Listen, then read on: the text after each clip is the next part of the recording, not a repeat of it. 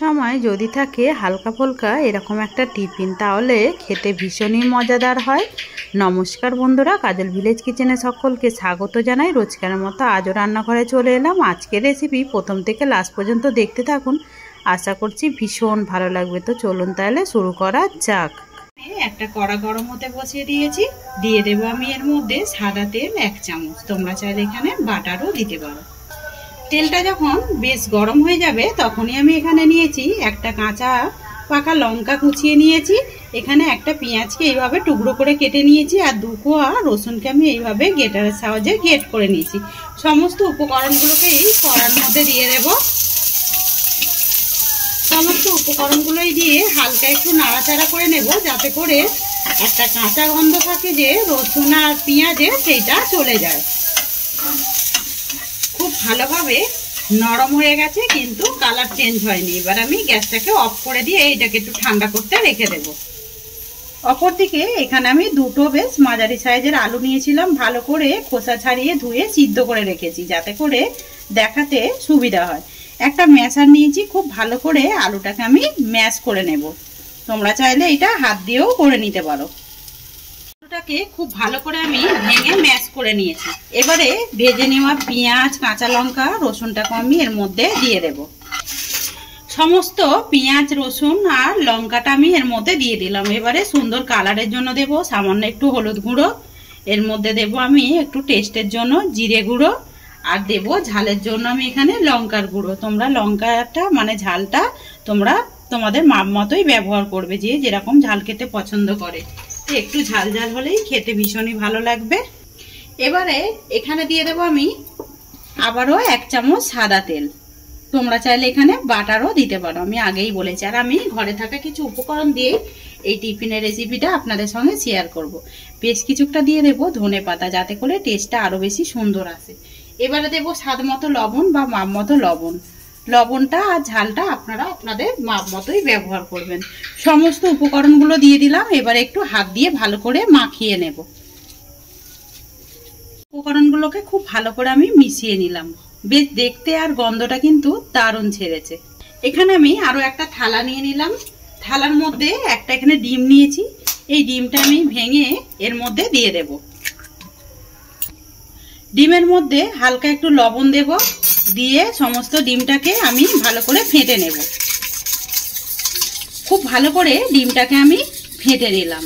তোমরা চাইলে এখানে যদি বেশি কম খাবার করতে চাও তাহলে ডিমের মাপটা বেশি কম করে নিতে পারো, অথবা এখানে একটু জল বা একটু দুধ পাইল করে দিতে পারো। এখানে যে আলুর পুরটা আমি করে রেখেছিলাম ওইটাকে নিয়ে নিলাম। এখানে নিয়ে নেব আমি হাতের মধ্যে বেশ কিছুটা আলুর পুর। আমি এখানে একটা ডিমকে আগে থেকে সিদ্ধ করে রেখেছিলাম, 4 ফালা করে নিয়েছি। এবারে এই ডিমটাকে আমি মাঝ বরাবর ঠিক এইভাবে দিয়ে দেব। দিয়ে আমি আবারও এখানে আলুর পুর নিয়ে এটাকে বেশ ভালো করে ঢাকা দিয়ে দেব।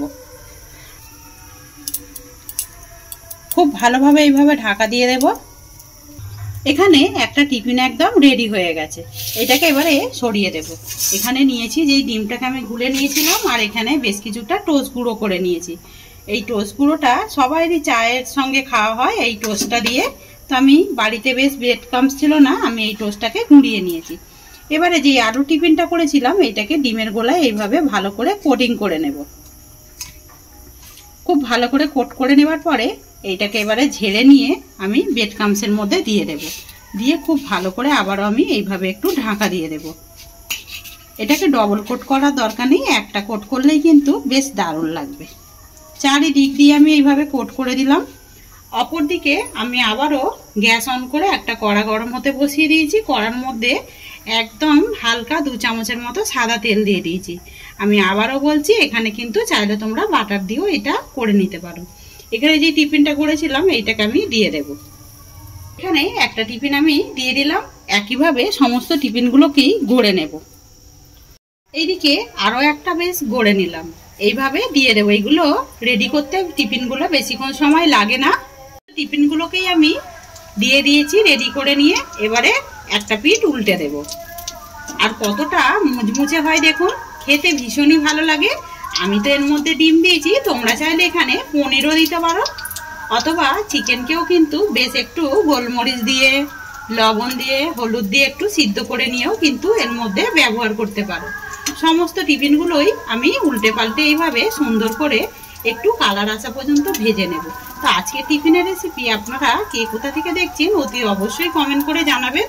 একবার হলো এইভাবে আলু আর সামান্য কিছু উপকরণ দিয়ে দেখুন কত সুন্দর সন্ধ্যার সময় টিফিন আমরা একদম সসের সঙ্গে বা চায়ের সঙ্গে টিফিন করতে পারি। তো টিফিনগুলোকেই রং আসা পর্যন্ত উল্টে পাল্টে সুন্দর করে ভেজে নিলাম। আর দেখুন টিফিনগুলো দেখতে কতটা সুন্দর হয়েছে, কেউ এটা বলতেও পারবে না যে এটা আলু দিয়েই আমরা রেসিপিটা করেছি।